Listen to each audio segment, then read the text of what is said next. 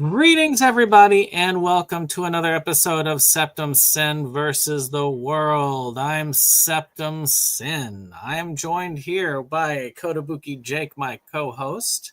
Hi. And Dave from Delusions of Grandeur and Inside Movies Galore. Hello. So I had originally had this idea, then I went on vacation, then my wife got sick, then I got sick, and everybody getting sick. And it's been delay. But and originally I planned to do this as something more elaborate, but then I realized that I have no time to do something as elaborate as I planned. One of these days, maybe for the Amityville one. One of these days. But so Woody Allen has officially, unofficially, is done with making films. As he has said, until things change to where it's a much more congenial atmosphere for him to make it, which will probably mean that it's not going to happen. Right. So this is going to be us talking. So I said, you know what? While we have pretty much his film stuff done, and let's see, Mike McNally saying hello, sir. Great. Hello. How are you doing?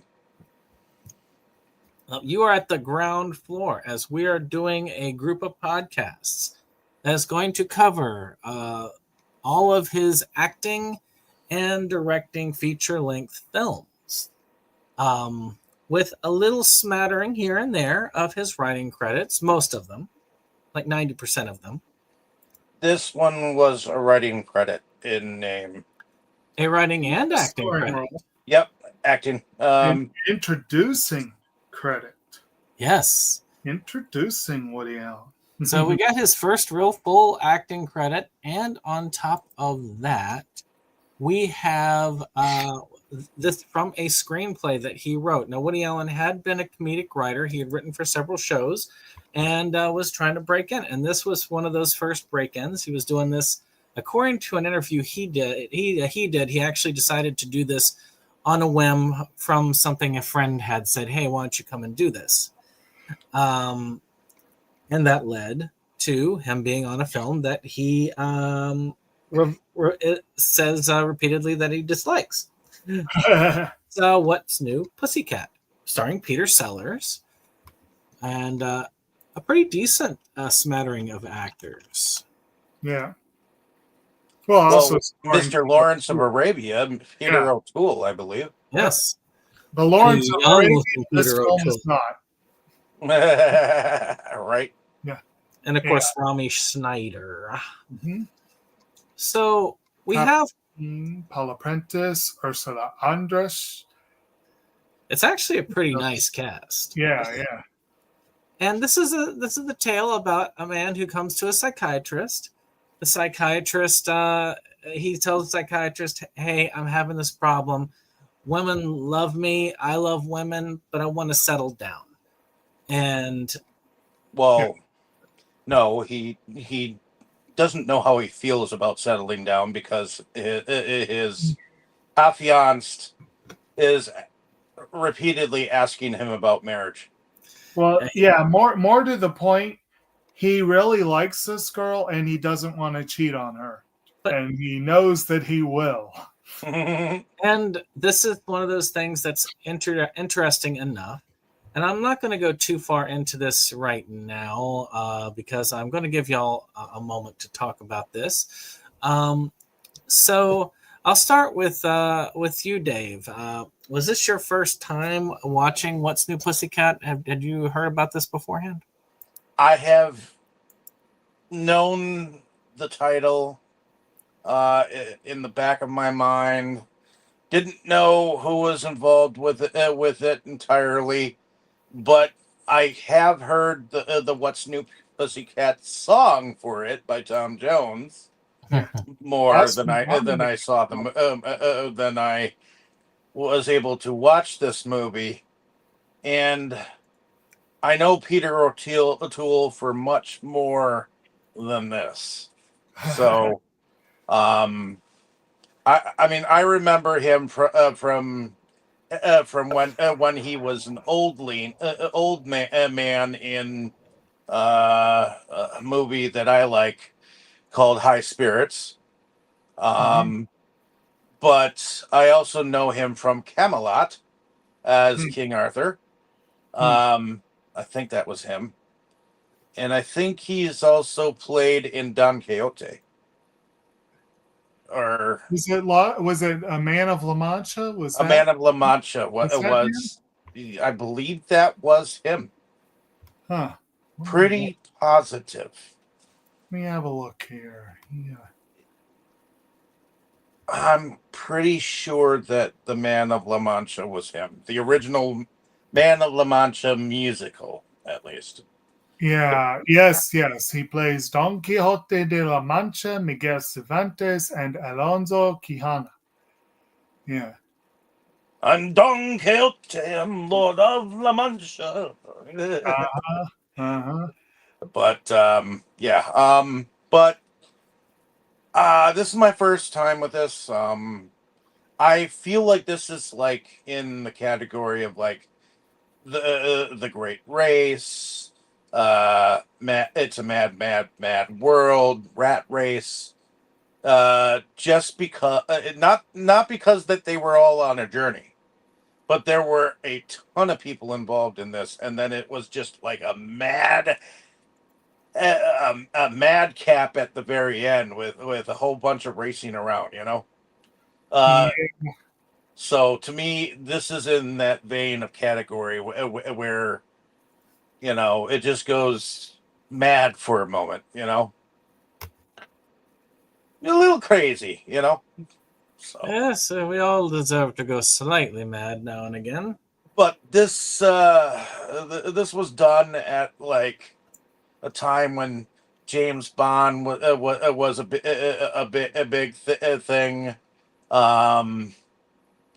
I would have to say that at least Casino Royale had the first one with because wasn't that one with Peter Sellers as well?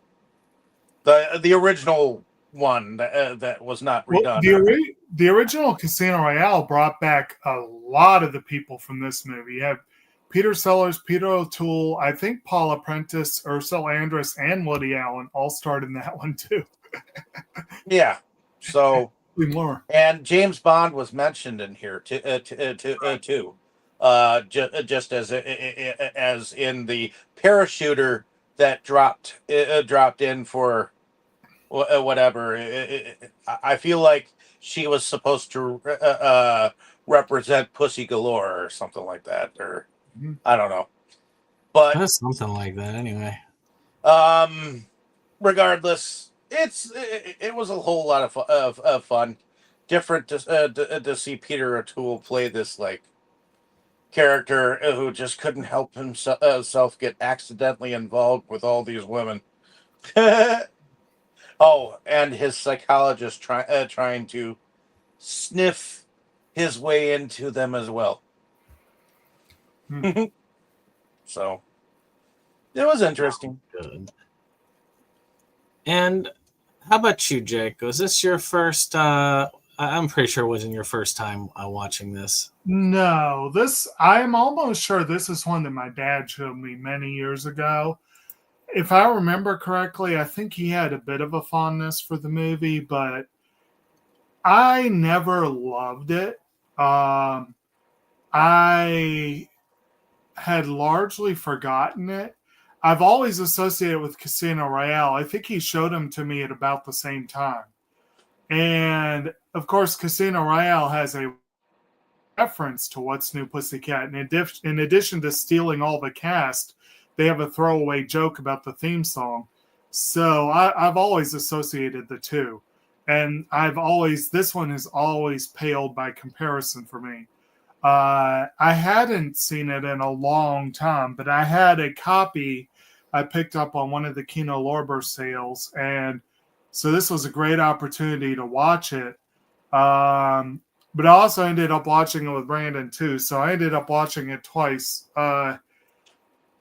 And I've got to say, it's easy to see why Woody Allen would not embrace this film as one of his best because it's really not. I feel like if he had directed it, it might have been much more interesting than it is. I feel like, what is it? Clive something or other is the director. Clive Donner. I just feel like his approach to directing it is not entirely suited to Woody Allen's writing. The movie has some great writing. There are some really great one-liners in the movie. And there are some interesting scenes in it too. So yeah, there's some a lot to interesting. it. You can tell he's written it. Yeah, there's some interesting bits. There are some interesting bits. Problem is, there are a few problems. One, this movie did not age well in several ways. That madcap ending being one of them. I don't know what it was in the 60s, but that was a big thing. I blame Benny Hill. Yeah, it's just these. It was like movies had to devolve into chaos, and I never liked that. This one becomes more chaotic than most. Although I do enjoy that moment where the mom and dad come into that already crowded room, and the mom is still what is it, asking her daughter about the date for the wedding, like as if none of those people existed. Yeah, no, it's I don't know. It just got so confused and crazy, and it just did not work for me. And then, like I said, normally I like Peter Sellers. I think he was a brilliant actor, but I also feel like he probably should have fired his agent more than once. He personally, and actually I have heard rumors that he personally might not have been a particularly great person, but I didn't like this film either. he definitely had some roles that he either would not or should not have been proud of, and this is one of them. This is not his best moment. He throws himself into the role fully, and I give him that. And then Peter O'Toole's role. I'm sorry, but if you've got that many women throwing themselves all over you, and you're that upset about it, no. That is. It is upsetting if you're wanting to settle down. No. From someone who's in almost the exact opposite position, I look at someone like that and I'm like, screw you, accept that this is what the universe wants for you and stop complaining about it. He came off as a whiny little prat who didn't understand what he had. Again, I don't blame O'Toole's performance. I think he did a great job with the performance. And both he and Sellers had some really good moments of comic timing. And they worked well off of each other. There was... Yeah, so the movie is flawed. I kind of like it. I'm glad I have it in the collection. I'm glad I got to see it again. And again, it has some great moments, but overall, this is a fairly inauspicious. I will say this, though, for his first starring performance, Woody Allen does have a pretty fun role. And I think he did a good job with that role, too. But he's so young in this movie. All of them, Peter Sellers didn't live 15 years after this movie, 20 years. Yeah, but I feel bad for him because he didn't live. He didn't live to an old age, but both Woody Allen and Peter O'Toole did. And actually, O'Toole's last Oscar nomination came for a movie called Venus that had some similarities to this in some ways. And he was older than dirt when that movie came out, and he still worked another 10 years. So. So seeing him and Alan as young as they are in this movie is kind of wild.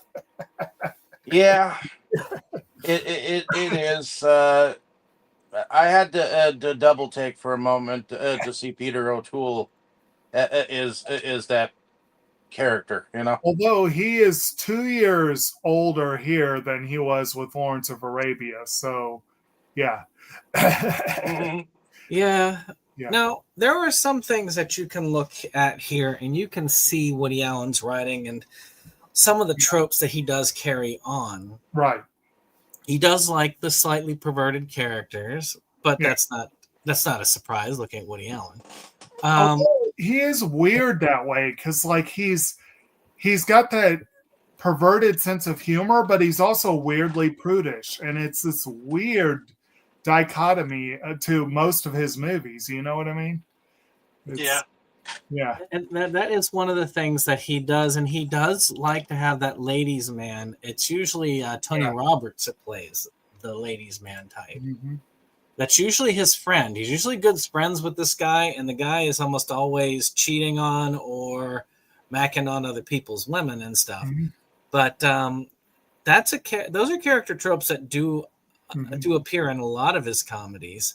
Yeah, it's kind of interesting that there is kind of a calling back, if you think about it, when you talk about Midnight in Paris, because Woody Allen really does love that area on the Seine. And of course, this one's much more comedic than the scene that they had in that movie. Matter of fact, I will say right now, that's probably one of my favorite scenes in the film, is where we're sitting there and then the psychiatrist is trying to, off himself, and Woody Allen comes down and sets up right. He's like setting up like a 4-star meal for himself. It's like, don't mind me, I'm just going to do. I will say another really funny part in the movie is right at the beginning, and this was a good example of some of the writing that clearly sounds like Woody Allen writing, is where the doctor is running through the building trying to escape his wife, and his wife is Anna, is like Anna Fassbender, and he is Dr. Fitz Fassbender. And of course Sellers has this weird accent in the movie. But it's like they're having this shouting match. You're grotesque, lascivious adulterer. Don't you dare call me that again until I've looked it up. Adulterer, lascivious adulterer. Silence when you're shouting at me. And then he's actually looking it up in the dictionary. He's like, lascivious adulterer. Let's see. Lascivious adulterer is a man who is a lascivious adulterer. What kind of book is this? And also she's like, is she prettier than me? And he's like, is she prettier than you? I'm prettier than you. Well, he's married to pretty much Brunhilde, essentially. Yeah. She even comes out there with the Viking hat, the spear, because she's an opera singer. Right. But I always wondered, because we're going to be covering a few of his plays that were converted. Right. And this is one, of course, we're going to hit Don't Drink the Water twice. Mm-hmm. And I am curious how some of these would have looked different when they were on the stage. Because I know that when they were on the stage, I know Woody Allen would have directed it, at least originally, probably did direct the stage version of this. And I'm curious as to what difference that would be. You said this one was based on a play too? Yeah, this was a play that he wrote. Okay. That's how he got the writing credit. Okay.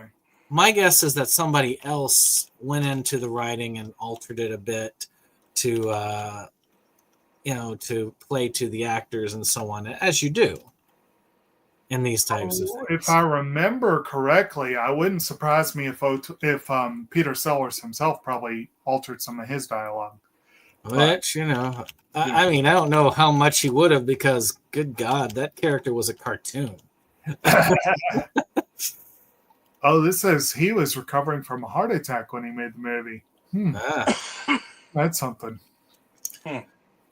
So, as far as things go in this, this was Woody Allen's first actual on-screen appearance. I mean, what did y'all think of him as a character for his first appearance? I mean, to me, it felt like he actually was used to acting on the stage, even though this was his first time on the film. I think so. I mean, you could tell that he was definitely young. I mean, like 30. He's like late 20s, like to 30 then. So, not sure how I feel about him because I feel like he's always white and nerdy. oh yeah, that is the whole deal for that. So, he's always white and nerdy in every single film, and to me, he's kind of like a dumbed down Wayne Rick Moranis type character. Well, he ended up playing a lot of those types of characters too.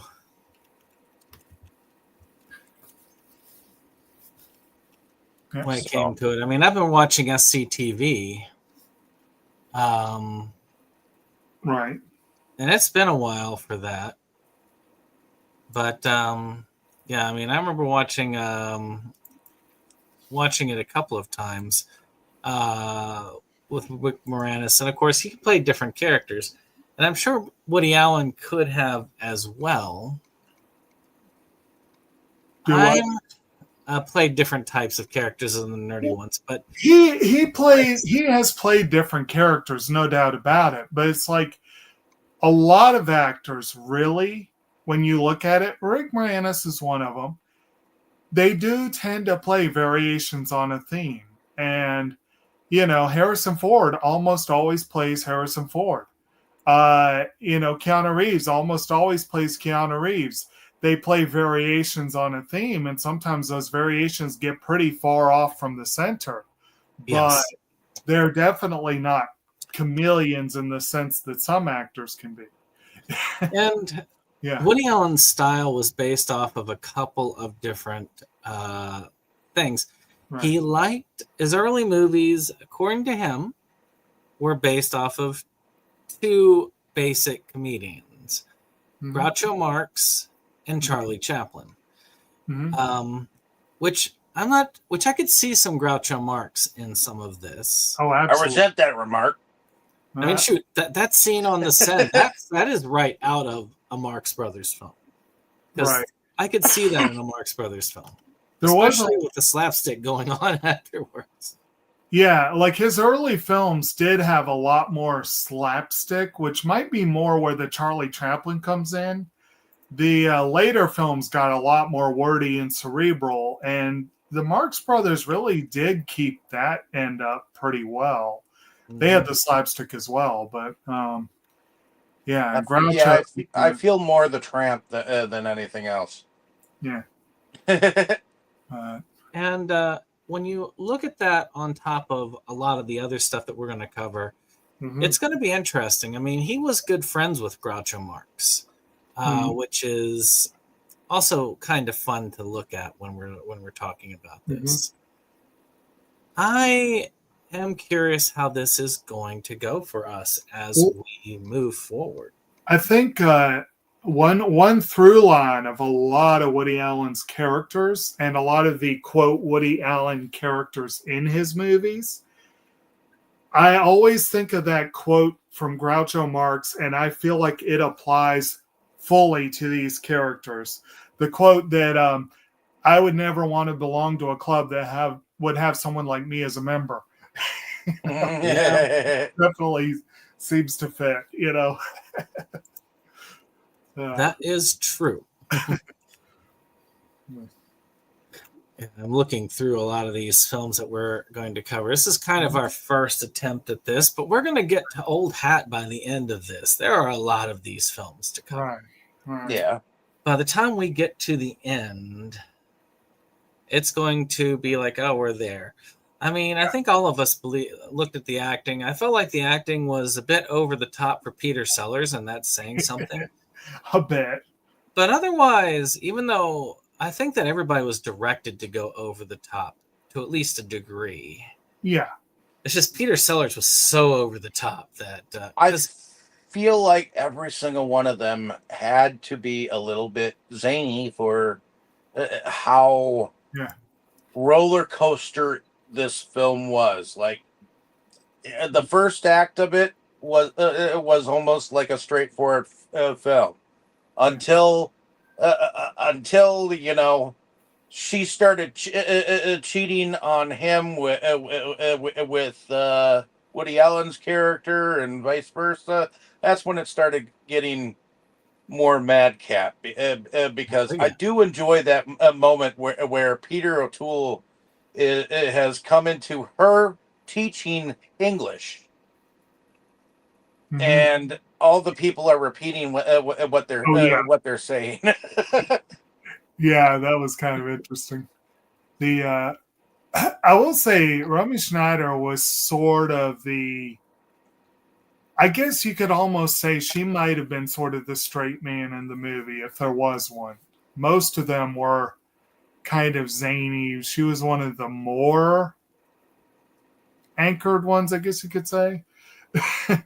Actually, even O'Toole and his character is usually characters like that are the straight man, and he sort of played that, but nowhere near the way you would think. I mean, he actually had some pretty funny lines going through it at times. So he came across actually as very fun to watch how he went. I was surprised. It got a little bit slow pacing wise in the center. Like the part where he got drunk and he was with Peter Sellers and they were serenading to that lady above. So they were trying to do that whole, Serenade de Bergerac thing. Oh, yeah. But the problem with the doctor is a total asshole. Yeah, well, he is that. And he also has clearly little to no professional ethic. But none of them seem to give a shit about how unethical he is. They think he's in fact, even Peter O'Toole's character thought of him as a genius. Well, here's an example. He says something like, well, if it fails, we'll try something else because I use all kinds of unorthodox methods. For example, I've had the greatest success shutting people in dark closets. Or he talks about if it gets dull, we sing songs. He does all these weird things. Yeah. But I was trying to see if O'Toole had any really great one-liners. I feel like he does, but I'm not seeing them yet. Yeah, there were some things that he said, but nothing like memorable. But he did have a few jokes with some punchlines, which I'm not used to that. I rewatched Monkey Business the other day, which was my favorite Marx Brothers film. Mm-hmm. And I felt bad because, Zeppo Marx kind of like always had to play the straight man. And it bothered him to the point where he eventually just said heck with it and stopped being in the films and did more behind the scenes stuff. Right. But I mean, there were times where when you look at some of the old vaudeville stuff or some of the stuff that they still have some video of, they would take turns putting on the mustache. And the guy who played Zeppo is actually equally as funny as any of the rest of them when they were doing their act. When he was allowed to do it, it's just they decided somebody got to be a straight man. You're it, which is sad, really. Yeah, right. Yeah, but as far as actual production, I thought this was was pretty good. I mean, they were in Paris filming a lot of it, and that was obvious. Even if you don't look it up, it's pretty obvious that it's in Paris. Right. Yeah, it was obvious that they were doing it in Paris.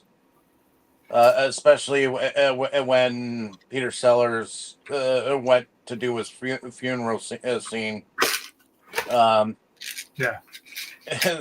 And I do have to agree that that part is great. I think that's good comedy between the two of them.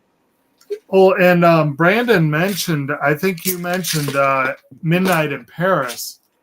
But I don't recall if you mentioned that Woody Allen has revisited that scene more than once. Yeah. Everyone Says I Love You also had a famous sequence at that exact location. He likes that location. Yeah. Yeah.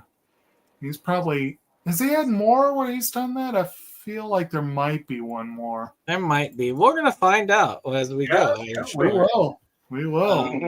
We could do a drinking game every time we see that bridge.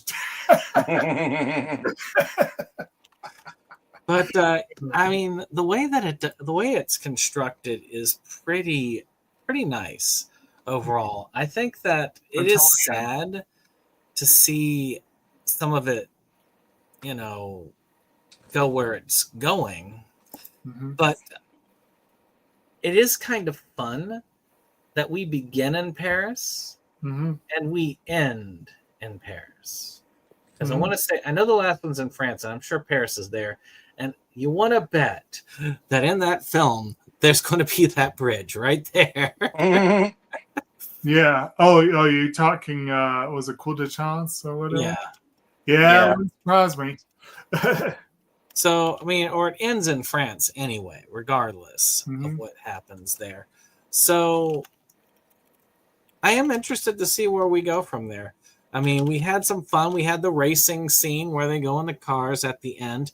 Like I said, I thought it was a bit, I agree with Jacob, it was a bit too chaotic at the end, but you had a lot of stuff go on that's totally nonsensical and very much a cartoony thing. Cartoony overall is the best way to describe the comedy in this film. But not a bad start. This was one of my father's favorite films. He showed that to me as well. I don't think I actually had said that before. But yeah, he's the one who introduced me to this film. Okay. So, I am very happy that we are getting to start with something that's kind of near and dear to my heart, as they say. Okay. But there will be others. There's going to be good times. There's going to be bad times. Really bad times, actually.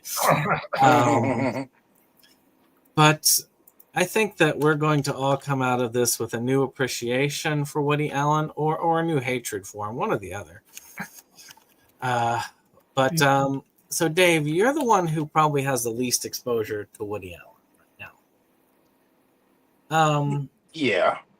So we're starting this long journey together, and I kind of wanted somebody along that was not as familiar or didn't appreciate the artistry of it as much as, say, Jacob would on the other end, because Jacob's there for the art house aspect of it. More or less. Or at least you can identify the art house aspect of it pretty well. I can identify Not with so much most this one. of the Well, yeah, not ones. this. I can identify with most of the ones that we could probably consider art. Well, and I'm here more along the lines of I'm in the middle of most of it. I like early Woody Allen. I like some of the artistic stuff. There are some, like say September, Ugh. that goes a little bit too far for me, or Was September the one where he had to reshoot the whole movie? I can't remember. It was one of them, and that one was not as great, but September wasn't great. Yeah. Well, there's Hannah and her sisters, which was pretty rough. I like it. But they were in a period of, he was in a period of dramas at that time, which we're going to hit, and it's just going to be one after the other of that same basic concept. Alice, oh boy. We'll get there. We're going to get there. But we've got some fun to go through first. but I have to eat my vegetables before I get to anything fun. Yeah. We're going to do some stuff next week. But before I get to that, I'm going to just go around and ask for some final thoughts on this film. So let's start with you, Jake. What are your final thoughts on What's New, Pussycat? Well, despite the title, this is not a particularly new or fresh film. It's definitely very, very, very, very, very dated, but it has some good moments to it. As a writing and acting debut, I think it could have gone a lot worse for Woody Allen. And it is, like I said, it's one I could probably put in once in a long while.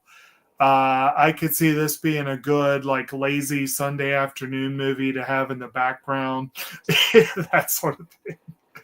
But definitely not high art and definitely not the best film we'll be looking at, but not the worst one we could have started with. Yeah, true enough. How about you, Dave? Well, having not seen it and now having seen it, I did like it.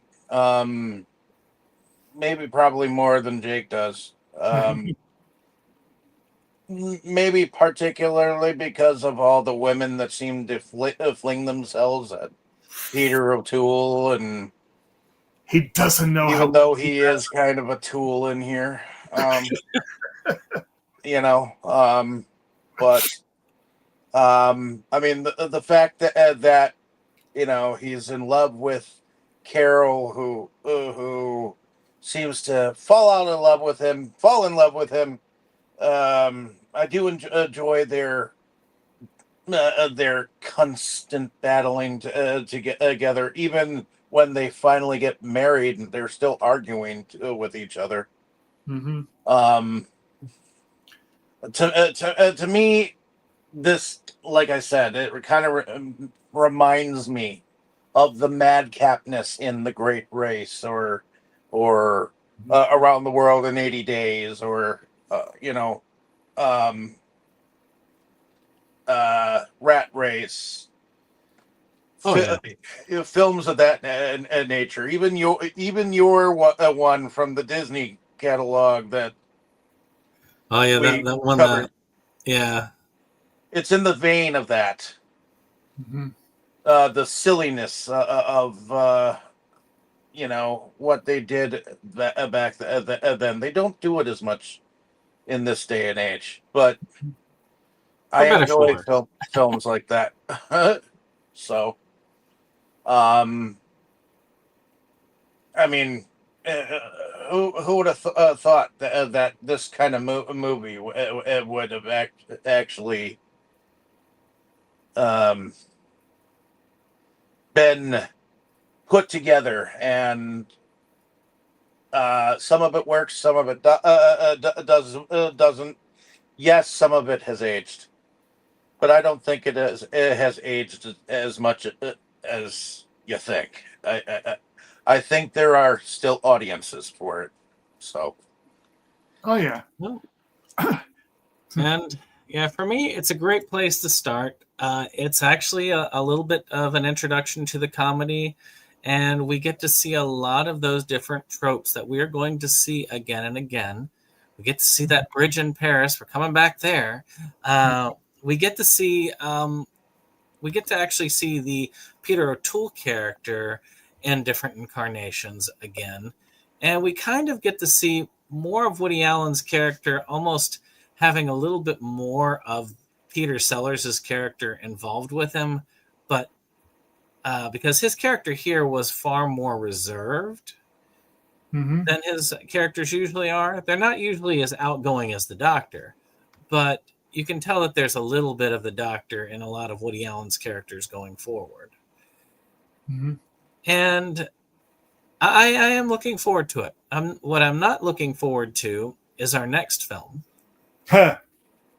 which is going to be What's Up, Tiger Lily, 1966. Now, this is another experimental piece, so to speak. Mm-hmm. This documentary. This series is going to be under playlist. I'm going to make sure I get a playlist up for it. But I'm not going to say this will be a regularly, like, it's not going to be one that we're going to hit constant like clockwork, but enjoy it as it goes. Something else that y'all might look forward to, if y'all are listening to this at a decent time, is as me and my wife are going to be covering all of the Horror Fest films for October in this format. So some fun there as well. Okay. So thank you all for listening. Of course, if you can, subscribe to Dave's channel. I'm hoping that in the next ones, I'm going to have this come up on his channel, Delusions of Grandeur, so that he can also benefit from this. And stay tuned if you're here today, which nobody's watching right now. But if you were watching right now, I'd say stay tuned to our coverage of vampires on Inside Movies Galore. But we will see you on the next one. Bye-bye. Bye. Bye-bye.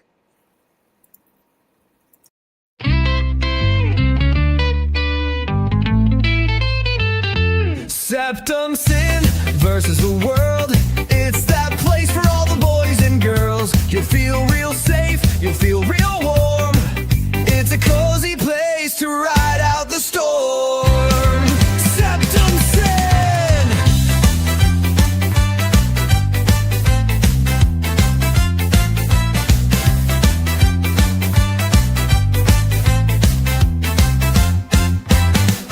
SeptumSin and his best boy Jake see the trends that scare us every day. Physical media is going to the side. Doctor streaming will rule the world.